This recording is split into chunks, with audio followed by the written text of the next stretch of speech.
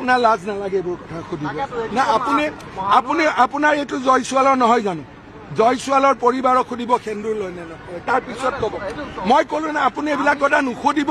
DY চেনেলক কোনো উত্তৰ দিব মোৰ ইচ্ছা নাই লাজ নালাগে মোৰ পত্নীৰ সেন্দুৰলৈকে গৈছে আপুনি এইবিলাক কথা চৰ্চা নহয় এইটো হ'ল জয়ছোৱালৰ ভায়েক এটা ৰেজিষ্টাৰ্ড টেলছুট আরে রেজিস্টার টেলছু মই কলো নহয় মোক কলো নহয় রেজিস্টার টেলছু মই চৰ্চা কি আপোনাৰ লাজ নালাগে যে মোৰ পত্নীয়ে সেন্দুৰ লোৱা নোলোৱালৈকে গৈছে আপুনি এইটো সুধিছে আপুনি কংগ্ৰেছে মই কলো আপোনাক মই উত্তৰ দিব এইকাৰণে নোখোজো আপোনালোকৰ লগত মই ৰিজাল্ট দিয়াৰ পিছত কথা পাতিম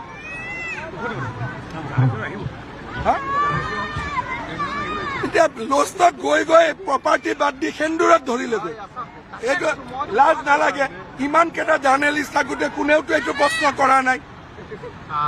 কোনোবাই কৰিছে নেকি এইটো কি চেনেল এইটো কি চেনেল এইটো কি চেনেল এইটো কি চেনেল এইটো কি চেনেল এইটো কি চেনেল কোনোবাই কৰিছে জয়ছোৱালে মোক একো কৰিব নোৱাৰে অ' বাবা সংবাদ মাধ্যমে ইহঁতিয়েতো মেইন জয়ন্ত বৰুৱাৰ DYটো মেইন